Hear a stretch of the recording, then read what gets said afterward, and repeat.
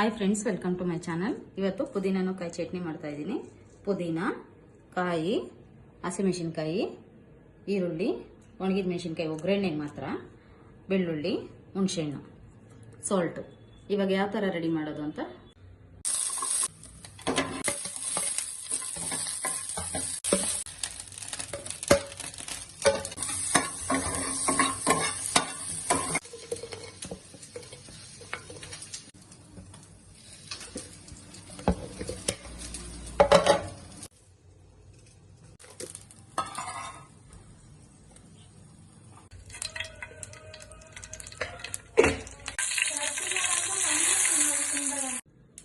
Hi friends, ಪುದೀನ chutney ready.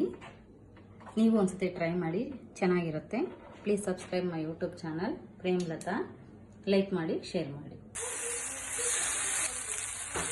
ರಾಗಿ ದೋಸೆ, ಪುದೀನ ಚಟ್ನಿ.